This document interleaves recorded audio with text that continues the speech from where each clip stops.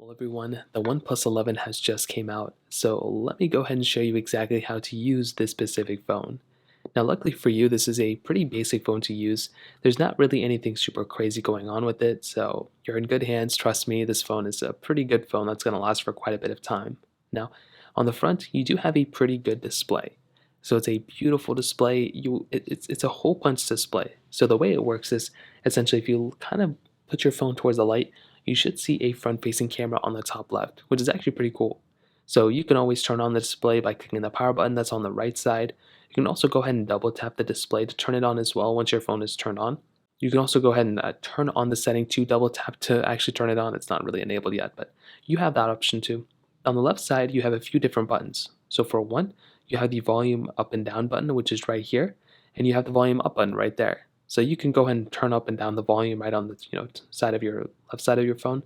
On the right side, you have a few more buttons. So the power button is right here, like we talked about.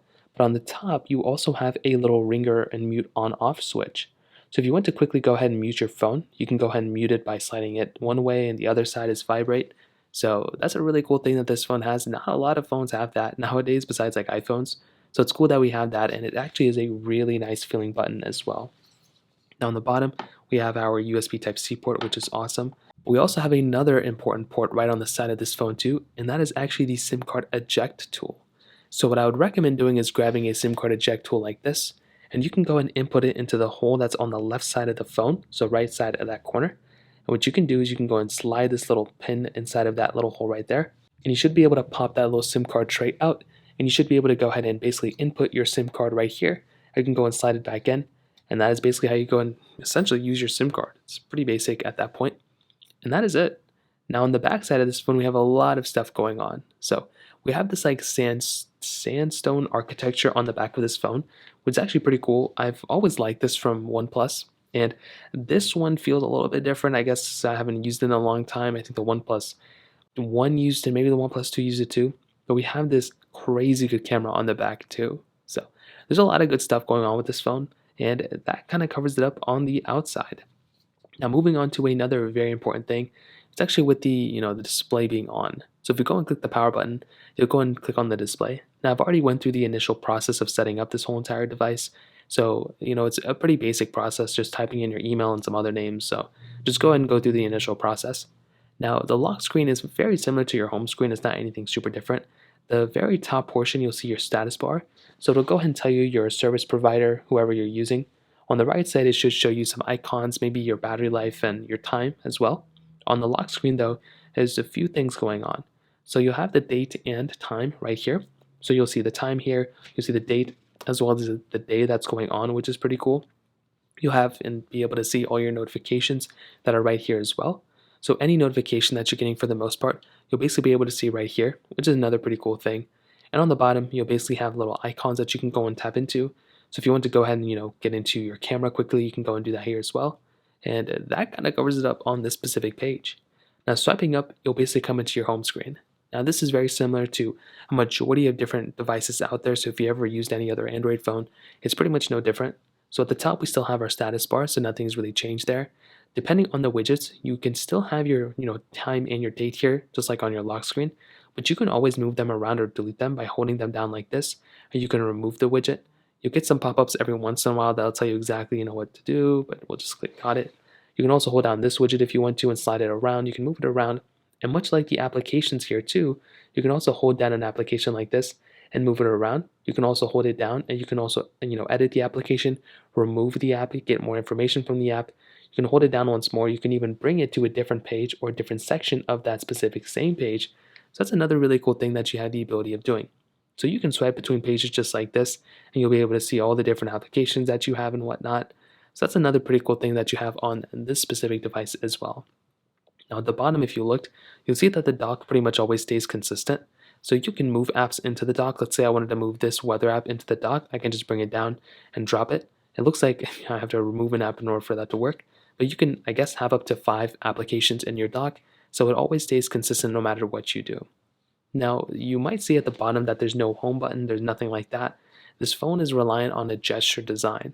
So for example, if we went and, let's say we went to our Play Store. Well, if you have the buttons, you'll click the middle button to go home. But since we don't have the buttons here, to go back home into our specific home screen, you basically want to go ahead and swipe up and basically almost like move that page outside of your specific display. So go ahead and do it one more time. If you go and want to go back to your home screen, you can go like this, just like kind of swipe up, and you basically come to this page. Now let's say we make our way over to Google Chrome, but let's say we want to go back into the application we were just in. As long as you didn't multitask out of it, you should be able to go ahead and kind of drag that little page at the bottom and go ahead and bring it over to that next page. And you can kind of swipe back and forth like this. You don't want to swipe up like crazy. All you want to do is just swipe in between like this, and you should be able to see that that application is still there, and you can go and kind of go from that. Now you can also go ahead, let's say you went into a specific application like this and you want to go back to the previous page. You can just grab the side of your phone like this, kind of swipe like that on the side, and you should be able to go back to the previous page. So kind of grab the corner of your specific page like this, and you should see a little pop-up that comes up. Go and swipe it back out, and you should be good to go, and that's another thing you can do as well. Now another thing with the gestures is actually swiping up and getting into your multitasking page. So what you can do here is you can pretty much just go ahead and drag this kind of up into a corner until you feel it vibrate. So instead of swiping up like this, you basically swipe into the corner like this, and you'll see that the multitasking panel will come up. So now it'll show you all the different applications that you have inside of your phone at the same time. And from here, you can go ahead and kind of see them, you can view them. You can also go ahead and basically swipe out of an app by closing out of it like this. That's another thing I'd probably recommend you doing every once in a while. You can even close out of all your applications by clicking close all, and it'll bring you back into that same application you were just in, and you can also exit out of that one. So that's a quick breakdown of the gestures. Now standard applications that you will usually use are like phone calls right here, messages right here, your camera application right here. So basically all the core applications you're going to use, you'll basically see them right here. But then how do you find your other applications? Well, what you can do is you can swipe up from the bottom just like how I swiped up. So you can go ahead and pretty much just swipe up the top portion of this display like this, and you'll basically be able to come into this panel, which shows you all of the applications that you have inside of your phone. So what you can do is you can swipe up, you can swipe through, and you'll be able to find all the applications that you have. You can also, if you're trying to find a specific application, you can click the search bar up here, and a little keyboard will pop up, and you'll basically be able to use the keyboard. So just click agree and continue, and you'll be able to use the keyboard on your specific phone as you normally would. So that's a pretty cool thing that you can do as well if you want to search for a specific application. You can go and exit out of a keyboard basically by swiping up. But if you remember, that's if you swipe up. So what happens if you swipe down from the status bar? This is a really cool thing. If you swipe down, you'll basically come into your control center or your control panel. So here you can quickly see your notifications here, which is great. You can also go ahead and change your brightness if you want to by swiping this up and down. You can go and quickly use these quick toggles, so you can turn on the flashlight by clicking here. You can turn on your location, airplane mode, whatever the home icon is. But if you swipe down one more time, you'll come into this panel which shows you even more control settings you can choose from. So if you want to, what you can do is you can always just go ahead and swipe through these specific pages, and you'll basically be able to find really whatever you want. If you want to screen record, you can click screen recording, screenshot. You can screenshot up there too.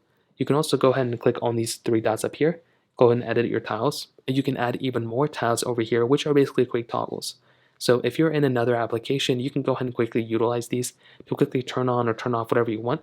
And that's another really cool thing I see a ton of people, do as well. So, and that is that. The final thing I want to kind of show you all, if you want to get out of things, you can just find the back button up here, swipe up once more. The final thing I want to kind of showcase is your settings page. The settings application is one of the most important apps you'll ever use. So what we can do here is we can swipe up. We want to look for the settings application, which is right here. Now this application, like I mentioned, houses a lot of information. So if you're ever looking for a specific setting, if you're confused or whatever the case is, let's say you don't know where a specific setting is, what you can always do is you can go and click on the search bar up here. You can pretty much always type in Bluetooth or whatever thing you're looking for. It doesn't have to be Bluetooth. Whatever thing you're looking for, you can type it in. In this case, let's say it was Bluetooth. You'll be able to find a ton of things that go along with that specific setting. So that's a pretty big thing right there. Now on top of that, you also have a ton of other things going on as well. So you can go into Bluetooth, you can go into your mobile network. There's a ton of other settings and options here too. You can change your wallpaper and style, your sound and vibration, notifications and status bar, your apps, so many other things. The one thing I would recommend you all to kind of do every once in a while is to basically update your phone. So what you can do here, just like how I mentioned before, you can basically make your way up to the search bar up here, and you can basically type in update. So if you just type in update just like this, so go and just like update like this, not like that, you go and update like this, you should be able to find a bunch of things that come up. So what you can do is you basically want to find the software update panel, which is under About Device. So we can click here, and it'll basically look for a new update that we have available. This is by far a very important thing I would recommend you all to do, because if there's an update available for your device, you'll basically be able to essentially update your phone and get the most recent version of updates as of now. So I'm going to go ahead and restart my phone, and once it restarts, it'll have an update available, and that is basically that. So that is basically how to use your OnePlus 11. It's not anything crazy. I'm sure most of you have used a OnePlus or any Android phone before, and it's a very basic process. If you have any other thoughts or questions, let me know in the comment section below. I have a bunch of videos coming on my second channel as well, which will basically showcase a lot more things in more detail. But if you have any other thoughts or questions, let me know in the comment section below. Hit the like button, that would mean so much, but definitely hit that subscribe button. More importantly than everything else, I love every single one of you guys. Hopefully I'll catch you guys in the next video. Peace out till then.